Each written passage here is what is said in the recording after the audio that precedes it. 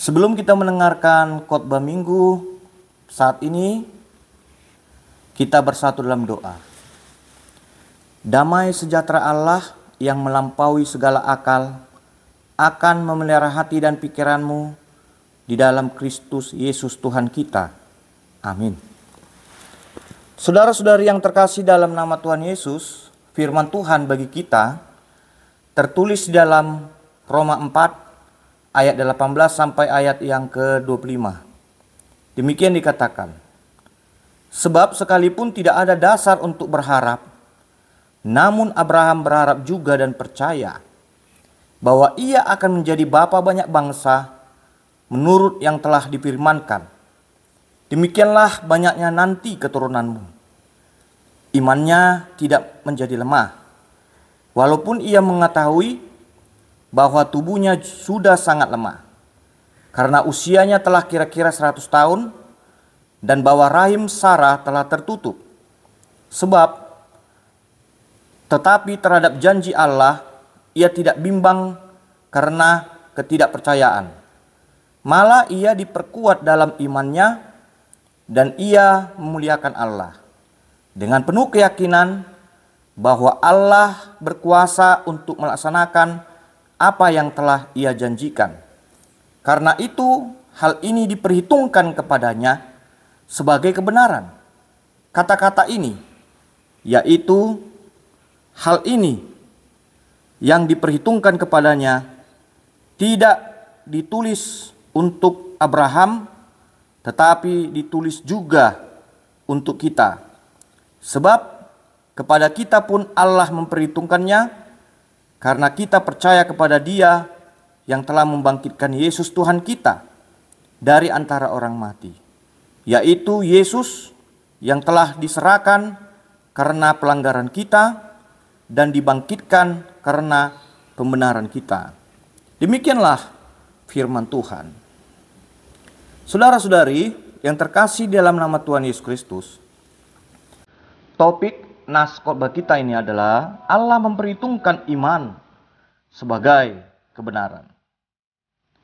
Di dalam ilmu hukum atau peradilan, pasti kita mengenal ada patung dewi. Patung dewi ini ditutup matanya. Kemudian dewi ini memegang timbangan. Dan di tangannya satu lagi dia memegang pedang. Arti dari patung dewi ini memiliki makna filosofis yang sangat berharga. Sosok dewi yang dimaksud adalah pembawa keadilan. Dan dia berani memutuskan yang benar. Nah, apa yang menjadi pesan dari patung dewi ini? Pesannya adalah supaya setiap orang tanpa pandang bulu harus berani menegakkan keadilan dan kebenaran. Tuhan Allah kita juga menghendaki supaya kita menegakkan keadilan dan kebenaran.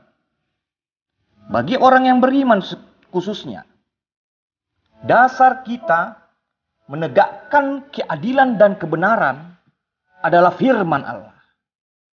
Melalui nas khotbah minggu saat ini kita diajarkan supaya kita menyatakan kebenaran melalui iman kita kepada Tuhan.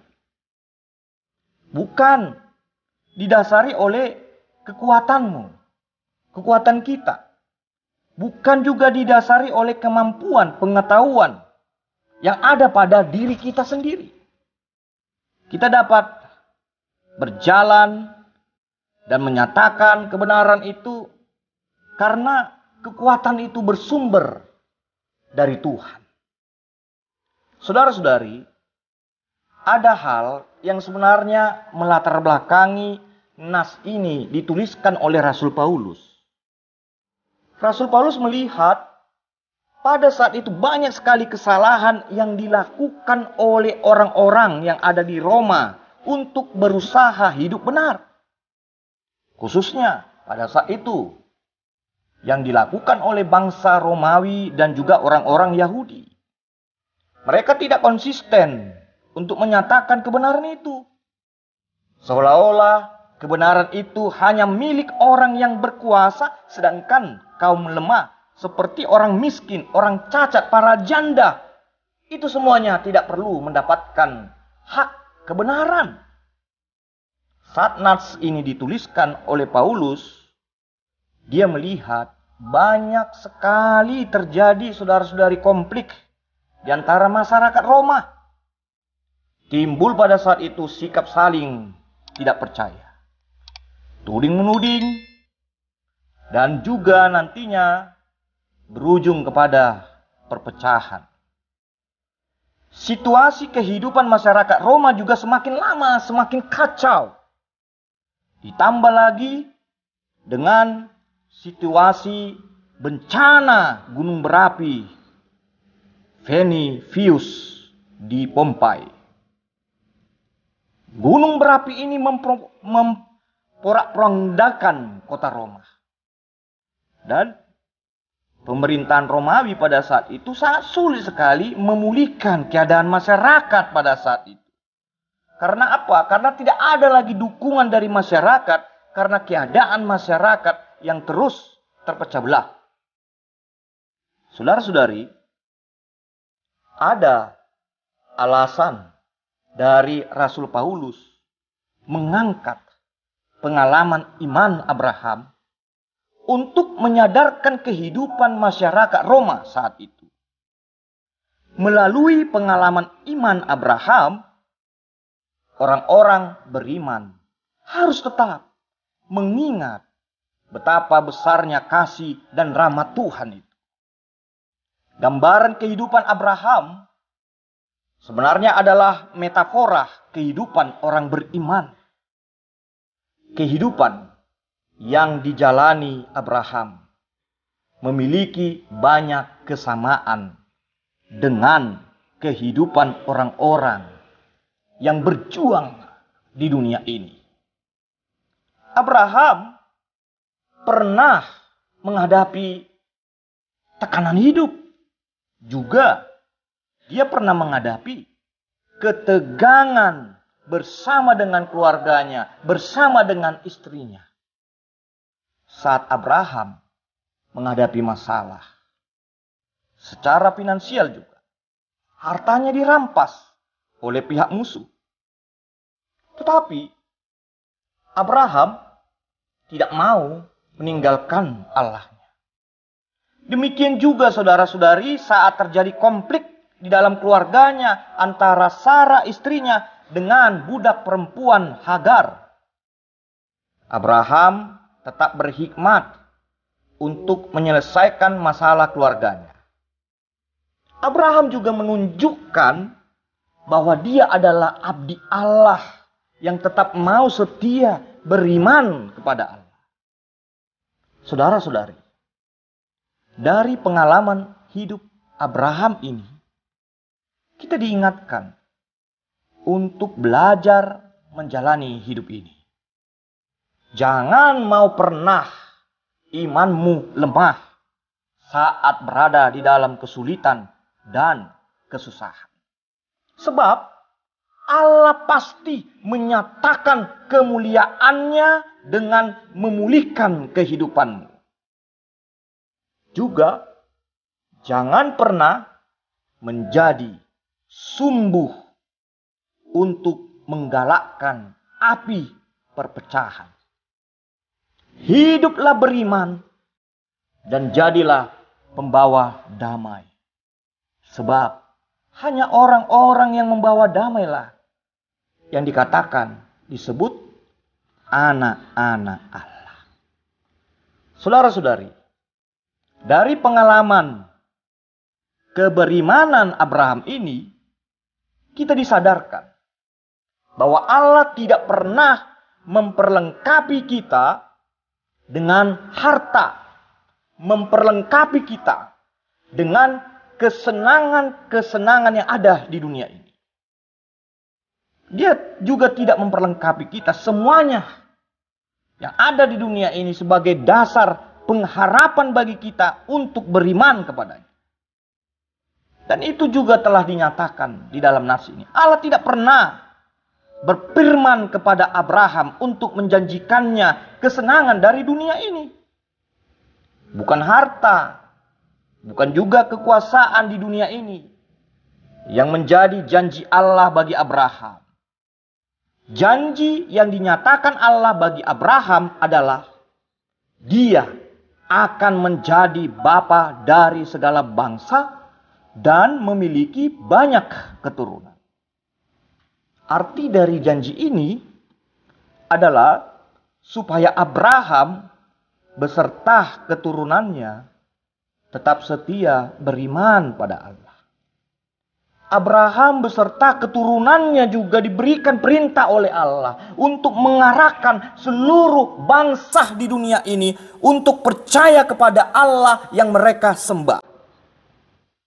Kisah Abraham yang terus berharap kepada janji Allah sampai kepada masa tuanya, inilah yang hendaknya mengingatkan kita, saudara-saudari, bahwa Allah tidak akan pernah lupa dan meninggalkan kita. Sebab Allah itu selalu hadir. Dia memperhitungkan kapan saatnya tiba untuk menolong kita. Allah tahu apa yang kita butuhkan di dalam hidup ini. Dia tidak akan membiarkan kita terus hidup di dalam masa-masa yang sulit. Dan perlu diingat bahwa Allah juga tidak akan pernah terlambat dan berhenti memberikan pertolongannya saat kita. Kehidupan keberimanan Abraham inilah yang sebaiknya kita nyatakan di dalam kehidupan kita di dunia ini. Sekuat-kuatnya ombak gelombang hidup menerpamu, jangan pernah putus asa dan tenggelam di dalam ketakutan. Bersama dengan Allah, kita pasti sanggup menghadapi setiap masalah di dalam hidup ini. Marilah kita menjadi seperti sosok Abraham yang tetap setia beriman pada Allah sampai akhir kehidupan ini. Saudara-saudari, perhatikanlah nas ini yang mengatakan bagaimana keadaan Abraham yang tua. Tubuhnya lemah. Dia tak berdaya. Begitu juga dengan Sarah yang dinilai oleh orang-orang mandul di usia tuanya. Tetapi Tuhan memberikannya anak. Tetapi Tuhan memberikannya keturunan. Dari keadaan Abraham dan Sarah ini hendak mengingatkan kita bahwa di dalam keterbatasan kemampuan yang kita miliki dari intelektual dan juga kekuatan tubuh kita, Allah tetap berkuasa dan memulihkan keadaan tubuh kita. Dan Allah tetap memperhitungkan kita dan menilai kita berharga di matanya. Keadaan tubuh lemah Abraham, demikian juga Sarah di usia senjanya ini memberikan pesan bagi kita supaya kita tetap memiliki semangat juang menjalani kehidupan ini. Hidup di masa tua bukan berarti menjadikannya masa-masa tak berharga di dalam kehidupan ini. Selagi Tuhan memberikan kekuatan dan kehidupan bagi kita, tetaplah melayani Tuhan. Seperti kutipan dari lagu yang berjudul Hidup Ini Adalah hidup yang diberikan Tuhan. Marilah kita pakai untuk melayani. Tetaplah berproduktif, menghasilkan karya-karya, menghasilkan kebaikan sampai akhir kehidupan kita. Orang-orang yang berusia muda juga dapat belajar pada orang tua untuk mau mendengarkan dan juga meneladani pengalaman yang berharga yang mereka berikan. Hormatilah orang tua kita. Jangan pernah membiarkannya merasakan kesendirian di dalam kehidupan. Hadirlah bagi orang tua kita. Ingatlah segala kebaikan orang tua kita yang telah mengasuh dan membesarkan. Saudara-saudari, lihat, saat ini kita diperhadapkan dengan peradaban dunia yang memiliki teknologi yang canggih. Pengaruh ilmu dan teknologi memang sangat banyak membantu kita. Seperti saja di dalam dunia pekerjaan, kita dibantu yang namanya ada laptop kita, komputer kita. Di dalam dunia kesehatan ada teknologi kesehatan, obat-obatan. Dan juga sampai kepada kebutuhan pokok hidup kita. Ada teknologi pangan. Teknologi, kita lihat, memang tidak bisa lagi terpisahkan di dalam kehidupan kita. Tetapi, apakah hidup kita ini harus sepenuhnya bergantung kepada teknologi? Kita sadar, teknologi sangat membantu kita, tetapi kita tidak boleh bergantung seutuhnya kepada teknologi itu. Kemampuan teknologi itu memiliki keterbatasan. Teknologi belum tentu bisa melindungi seluruh kebutuhan hidup kita ini. Ya, seperti yang terjadi di dalam 3 atau 4 tahun yang lalu itu di masa COVID. Pada masa COVID banyak korban jiwa karena virus COVID. Teknologi kesehatan, kita lihat, tak bergerak dan tidak memiliki kemampuan melindungi kita. Demikian halnya yang dihadapi oleh bangsa Israel saat menghadapi serangan awal dari kelompok Hamas Palestina. Teknologi perang yang pernah diklaim bangsa Israel dapat menangkis serangan-serangan udara dan rudal kapan saja. Tidak dapat semuanya itu mendeteksi dan melindungi kota Israel. Banyak kota Israel yang hancur karena terjadi kesalahan dalam sistem komputer senjata pertahanan mereka. Saudara-saudara, kuasa Allah sebenarnya melampaui kuasa teknologi saat ini. Hal inilah yang ingin disampaikan oleh Rasul Paulus di dalam keterbatasan kemampuan manusia di usia tua Abraham dan Sarah. Allah membuktikan kuasanya. Kuasa Allah tidak tertandingi dan tidak dapat diselami oleh manusia. Hanya melalui iman kita dapat merasakan dan menerima kuasa Allah itu benar-benar nyata di dalam kehidupan ini. Meskipun saat ini teknologi memiliki banyak kemampuan mendukung kehidupan kita, tapi kita harus tetap setia beriman kepada Allah. Hanya beriman kepada Allah, kita sepatutnya mendapatkan kebahagiaan dan kedamaian di dalam hidup ini. Minggu ini adalah minggu Reminiscere.